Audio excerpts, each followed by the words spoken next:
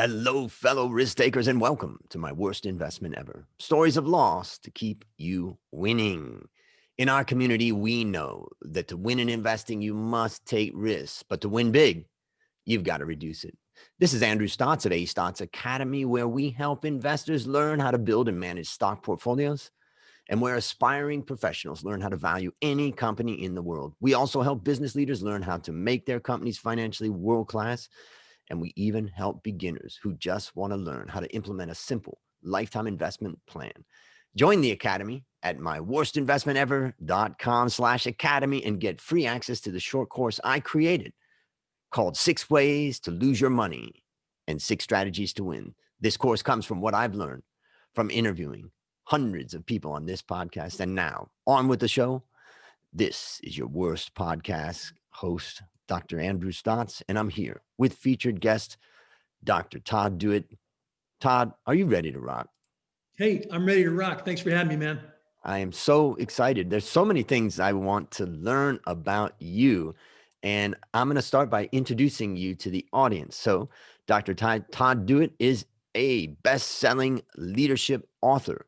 He's an educator and a professional speaker. After beginning his career with Andersen Consulting and Ernst & Young, he completed his Ph.D. in organizational behavior at Texas A&M University and enjoyed a career as an award-winning professor. Today, he speaks, writes, coaches, and has created an educational library of courses at LinkedIn Learning that's enjoyed by millions of professionals in nearly every country in the world. Visit him online at www.drdewett.com. Well, take a minute, Todd, and fill any further tidbits about your life. Well, I'm living a charmed life so far, if I'm being honest about it. I get paid to do something I love, and it's not the first time that's happened. So I fell in love with studying people at work. Back in the day, working for what is now Accenture and then Ernst & Young, loved those roles. And then I figured out, to be honest with you, real quick, a couple of things. Business is fascinating. Relationships are everything. And people aren't great at all those people skills, all those relationship skills. To me, that was just an obvious opportunity to go become an expert and figure out how to better myself and better others. And I did that. So I loved being a professor, writing dorky scientific literature, helping graduate students, try and get promoted. I love doing all of that. And I thought I would do it forever. They'd give me a watch and I would retire. Really? That's what I thought I would do. And as you well know, life has its own plan for you and it unfolds in unpredictable ways. My phone started ringing. People started offering me money to speak, which I thought was the most laughable, insane thing I'd ever heard of. And then a few years later, I had to retire early to take the speaking and writing thing seriously. And I've been doing that ever since. So that's what I do. I talk to good people like you who care about what's going on in my world. And I write a lot, from the blog to the tweets to the next book to the next educational course, which means really I have a lot of fun helping people and it makes me a living. It's interesting when you talk about that. I'm sure there's a lot of professors that are listening in and they would love to make that transition, but they're kind of stuck at the university and it's a slow pace. And, and what you described is something that a transition that a lot of people would like to do. And I'm just curious, like, what would you say was the key element that really allowed you to catch the interest of the world, the market, that allowed you then to say, okay, I'm stepping away from the traditional teaching at the university? It's a great question. I'm not sure I had a perfect answer back in the day when it first started happening to me. Looking back now, I think I have a pretty good answer. First of all, it's not just about being a content expert. That's a lovely thing and will help you in life in the ways that we understand. It's not enough if you want to maximize helping people maximize your own livelihood doing so. You also have to be different in an acceptable way. I mean, you look at me, I'm bald and I'm covered. I don't quite look the part that most people expect of a leadership expert. So being a little different in some acceptable way is quite huge. And then there's the communication component. No matter how different you are or how interesting you might look, you have to be able to deliver in a way that is colorful, memorable. We talked offline a little bit. Here's a word, emotional. Otherwise, people won't really pay attention, and they certainly won't retain or truly learn in a sticky sense. So looking back, I happen to be blessed with a lot of caffeinated energy. And when you're talking to people, what you say matters and how you say it. It sounds so simple. A million before me had said it. I actually think that's the best answer to your question. It's interesting because the big takeaway is, that I think from our discussion before, and this is the emotion. I think a lot of people don't take risk when they get up on the platform. And, I recall a speech I was asked to give in Thailand. We had a big event between the CFA Society and the regulator here, the SEC. And they asked me to talk myself about make a speech about ethics in the profession. Now you got to think that's the most boring thing that you could probably ever talk about. So I had to try to think about how to make it real. And so I told the story of a young kid, and he starts to grow up, and he meets his wife, and then they build a family, and they find a financial advisor. And here's where a financial advisor could cheat them if they weren't ethical. And here's this gap in knowledge between the financial advisor and this, young guy that doesn't really care about finance. He just wants to make money at work and do a good job. They raise a family and all this, and then eventually they retire. And then they are able to retire because of the great advice that they got and that they had an ethical advisor. And I highlighted the different tools that we have in CFA that helps us to be ethical. And later as I show the pictures of his life, people start to realize I'm talking about my father. Yeah. And then as they start to see the pictures of my father and my mother, and then they see their happy retirement, and then they see my father, on his last day, and the picture I have of that. And by that time, I'm in tears. The audience is in tears. And then I explain how my mother came to Thailand with me, and how when she came to Thailand, financially, she was okay. And that was because of the ethical advice that we got. And, then I said, so my challenge to you in the audience is to care for your client as you would your mother. Hey, listen, as a professional speaker, I would analyze your success in that scenario as follows. Yes, it was a good presentation. Content-wise, the structure of the family, making it personal, those are huge. But just watching you, in case you ever get bored with this finance and investing thing, I'm just saying, just watching you, I see things that I coach others to understand and see when they speak. Most people, you say, are afraid to get on stage. They're afraid to get on stage. And when they do, they actually shut down. That's extremely normal. Compared to their normal communication, they shut down and they become stoic readers of slides. You've seen it many, many times. I know this. What you just did without thinking twice about it, because you've done it so many times, or maybe it's just natural for you like it is for me. You used all kinds of emotion in your face. You used changes in the volume of your voice. You used pauses dramatically before introducing certain. These are dark secrets for professional speakers, and you were using them like a pro. Well done. Thank you very much. Well, now before we get on to the question in the show, I'm just curious, like for those people that really want to learn more from you, what's the best way to engage? Is it to go to your website? Is it to read your blogs, to go to your, your online, like your TED Talk, like, and also that's the first question. And then the second one is like, what can people get from you? Like, what is it that you can really help them to do? Because I know my audience is looking to improve themselves. Sure, thanks. I help people believe more is possible and make themselves into something more special than they were yesterday. That's what I do. It's about careers, leadership, relationships, and success in life. So a whole lot of it is on the soft skills side, from introspection and self-improvement to understanding how to influence and communicate more effectively at work. That's what I do. Most of my time is spent with managerial leadership executive types. Having said that, the answer to your question is go to drdewett.com. There's a blog, there's everything else you'll ever want. Of course, over at LinkedIn, a whole slew of courses to consider as well. Got it.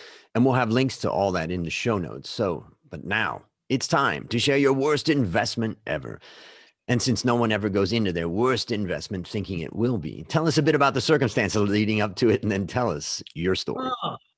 Well, if we have to do this, man. All right. So set the scene for you. A young professor This is a dangerous thing to be. You think you have a clue about what's going on. You uniquely understand what I'm talking about. If you're crazy enough to go all the way to PhD land, well, then you start to think, I'm an expert in a knowable way. I'm an expert. And so you don't always question yourself the way you should. One of the biggest traps of success I've ever seen, I fell prey to, and it's part of this story.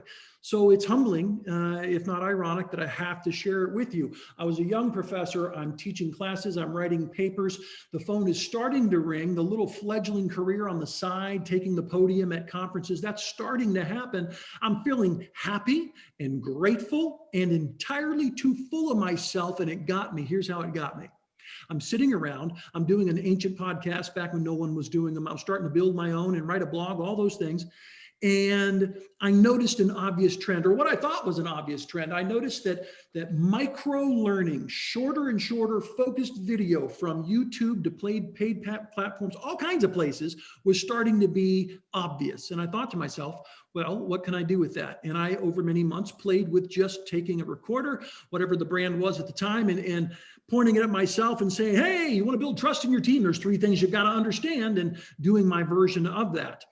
And people liked it. A few people here and there were paying attention, and I was pretty interested in that. And I thought to myself, you know what? If you're good enough at anything, you can monetize it. You know this, Andrew. And I thought, okay, how good am I? Because I kept getting feedback from students and people in the community and businesses. Hey, you're somebody. How good am I? Well, if I'm good enough, I bet you people will pay for this advice. And my mother, unfortunately, passed not too long after that and left me a small amount of money. And I thought about doing something I'd been thinking about for several years at that point, which was launching a business to monetize the advice I like to give. And so I did just that. I saw the micro video trend. I went and I did the research about hiring a video director. I got a video director, and they had a lighting person, hair, makeup. I don't have much hair, but we needed some makeup. And I wrote scripts for over 100 initial mini courses, meaning 3 to 5 minute advice-oriented bits that I was going to do. And we scouted out the city where we lived at the time, and we had 10 different locations and lights and cameras. And I was having a blast creating this database, and hired a firm to build the website, subscription-based, ready to go for all the people I knew who were going to love my videos and pay top dollar, no doubt. And I knew this. I knew this. Why? I knew this because I asked a handful of clients, hey, I'm thinking about doing this. Does that sound interesting? Would you subscribe? Would you pay for this? Yes, I would. I'm glad you asked, they said. And so I took what in my world was a very, very large sum of money, just over 100,000. And I created all of this content over many, many hours, working alone to write, working with these people I mentioned to actually go shoot videos, have them edited, loaded onto this website that I purchased. And the day finally came when we announced to the world that we had something they just had to see. Hold on, I said. I mean, this is how giddy I was. Hold on. You got to go check this out. And I hit my list and told them it's live. And I got on social media and said, check it out. And crickets chirped. And 2 people the first day signed up. 1 person the next day. And that's almost all I ever got.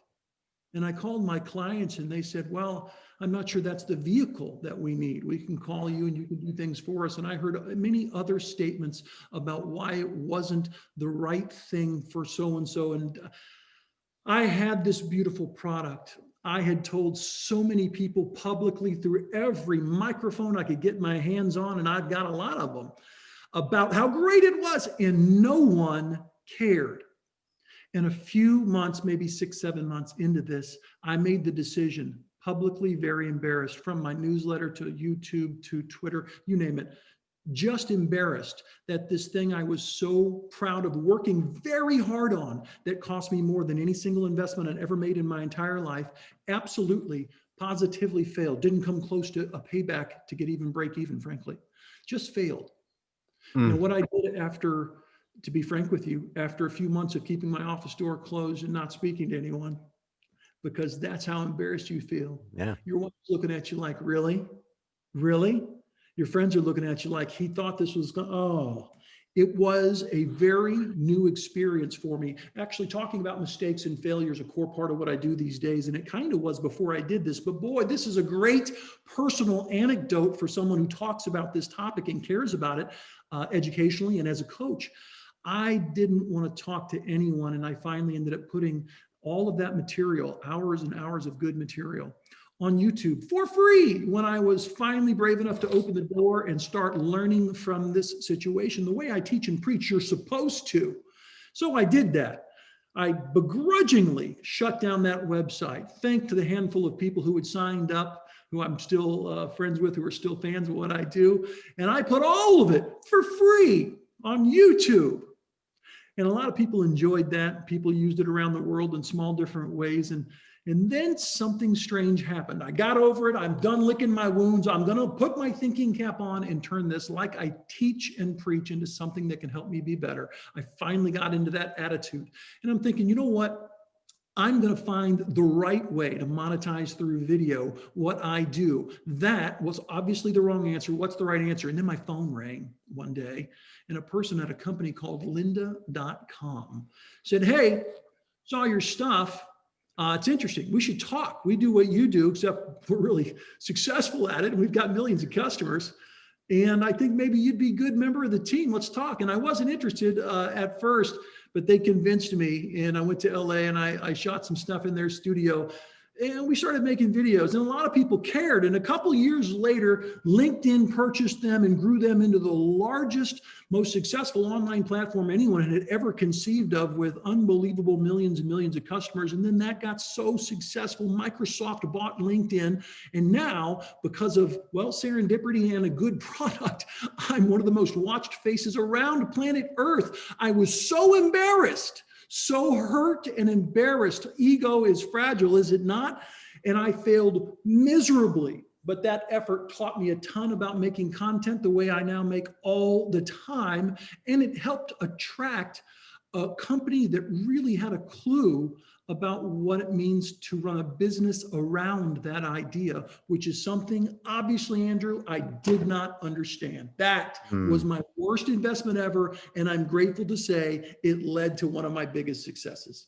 As is so often the case, our biggest learnings come from our biggest losses. So let's summarize. What lessons did you learn? Stop assuming you know it all. Stop being blinded by what you know, and thus less capable of seeing what you should go learn, or at least build a team to help you understand. I went solo and thought that I understood how to run a small business. A small business is no different than a big business. You got to know all the functions. And I didn't. I have my area of expertise, and I'm world class in that area. And I didn't understand the others. Go talk to smart people who know what you don't, is now what I understand. Build a team that knows things you don't. You shouldn't ask yourself how to leverage what you know. You should say, okay, that's important, and I'm going to get back to that, but what don't I understand, and how can I go find people who do? By far, that was my biggest lesson in that venture. All right, let me share a few things that I take away from that. One of the things that I think this has got to be one of the most difficult messages to deliver, and that is, it's not about the content. And I know when I started my career as a young analyst, I thought it's about the hard work and delivering the result, the content. And I really did everything I could. And I was talking to a young guy that was one of my interns recently, and he was like, I don't believe that it's about relationship. It's about delivering, about, and I just laughed and I said, yeah, you sound just like me. It's just all about the content. It's all about the quality of what I do. And I use that to write off the part of the relationships. And I didn't realize, and later over time, I realized that success in business in particular, besides the impact of luck, is also the, how good you are, but also how your relationships are. And so what this reminds me of is that just creating great content and everything is not enough. There is the whole area of marketing, which has to do with what channel am I going to bring this to the world in? Who am I bringing this to the world, and how are they what result are they getting? And are they willing to pay for it? And all of that minimum viable product and stuff like that, which then brings me to the second lesson. And that is, it's not about the content. It's not about the hard work only, but it is about the hard work. Because the paradox is, if you don't do the hard work, you're not going to fail and get the opportunity that you got. So ultimately, the second takeaway is kind of the flip side of that. And is, I've always believed, and it's a hard one sometimes when everything's going wrong, and that is that hard work pays eventually. It may be 1 year, it may be 6 years, it may be 10 years, but hard work pays. So those are my main takeaways. Anything you'd add to that? Great one. I've said that exact thing many times, and I'd paraphrase or I'd change it just a little bit and say it always pays, but it's not always in money. So sometimes it's in growth and learning, and sometimes that ends up making you more money in the long term. Very similar to what you were saying. Absolutely couldn't agree more. It took me months to get over the embarrassment because it was the largest public failure I'd ever engaged. And frankly, you're so correct. It was the best learning moment that will serve me well for the rest of my career. And I would also tell a little story that this reminds me of. And that was when I was a young guy, my dad contacted his friend, and he contacted his friend who owned a business, and he was willing to hire me to work in his factory. And I was 18 and I went to work in this guy's factory. I did the best that I could. I was working in the warehouse. I was kind of having fun. He's like, you got a 3-month probation period and go for it. So, all of that. And then at the end of 3 months, he invited me in the office and he said, well, Stotts, you're fired. I was like, what? And he's like, you're not cut out for this kind of work. Good luck. And I sulked home to my best friend, and this best friend of mine said to me, how do you know, that what's around the corner is not better for you? You're focused on what's negative that just happened to you, but how do you know? And that really woke me up. And I realized also that got me started on the idea that I've got to study and I've got to get an education. And it reminds me of later in my life, I remember thinking of this friend of mine's comment, because I lost a job and it was a great job. I was doing very well. And for various reasons, I lost it. And part of it was I didn't understand how to build the relationships the way I should have. And I walked out of a very, very great company and a great job, riding high in my career. And when I walked out, I looked at my best friend here in Thailand and I said, it's over. I don't have a career anymore. I mean, if anybody knows I lost this job and, all that, he said, you'll be okay. You'll be okay. And then 2 days later, a lady called me and said, I know of you. I want to meet for lunch. I need you to help me with something. And 6 months later, I made more money than I made in the last 3 years by doing a deal for her that helped her massively to sell a particular asset that she had. And then soon after that, the number one investment bank approached me and said, we heard what happened at that last company, and we're not going to mess around with this kind of stuff. We're going to give you the real opportunity. And then within a very short amount of time, I was ranked the number one analyst in Thailand, mainly because I also got on this platform. And what it taught me is that in every adversity, in every loss, in every mistake is the seeds, if you let it be, it is the seed of your next stage of growth. We're obviously brothers in this one. I know this is supposed to be wrapping up in a little while, but I got to tell you, I love this topic. I've written about it many times. In fact, one of my oldest stories on the platform, on stage, is about a speech I gave to State Farm. I won't tell you the whole story, except to say that, man, I couldn't agree with you more. And one time I thought I knew what I was doing as a young speaker. This is about 15 years ago, maybe. Big wigs, State Farm. I'm the guy, lights, music. It was one of my first times to have a big event. And I stood there. And I acted like a professor, and that's a problem. And I didn't know better, and it went bad, and people were bored and tuning out. And I looked at my watch thinking, they're not having fun. I'm not used to this. What's going on? And I had 55 minutes left. I didn't know what to do. It was horrifying. And I felt about that tall. And because, just like you said, if you're brave enough, if you're smart enough, if you're lucky enough sometimes to choose to make that into a catalyst, make that into a learning event, you'll figure out what you did wrong. And I did. And that became something I never forgot. I dissected great speakers for a whole, year after that on YouTube and other platforms, because I'd never done it before and didn't think I needed to. And now I knew I needed to. This horrible moment helped me understand that I needed to study and be a student and become a true, legit No questions asked, expert, not just kind of naturally good at something. There's a difference. And that makes it a great event in my life, just like the one you're sharing. Absolutely. Yeah. Pain is a partner of growth. All right. So let's think about that young man or woman out there who's listening in right now and she's thinking, geez, I just put in like 30 hours into this new content. I was going to do this stuff and I had this idea. And I realized now listening to you that I really haven't tested the market and I don't really, there's that she has questions in her mind. So based on what you learned from this story and what you continue to learn, what one action would you recommend her to take to avoid suffering the same fate? The one thing that I would share for sure, which I haven't said yet because it just didn't hit me, is go find someone who has traveled the road you allegedly want to travel and ask them what they learned because you're dying to learn from all of their mistakes and successes. Please share some of that wisdom. Go find someone. Don't assume you understand what's about to happen because you don't. Go find someone who's done this. They will save you a ton of heartache and money. That's beautiful advice. Well, listeners, there you have it. Another story of loss to keep you winning. Remember to go to myworstinvestmentever.com/academy to get access to my short course, 6 Ways to Lose Your Money and 6 Strategies to Win.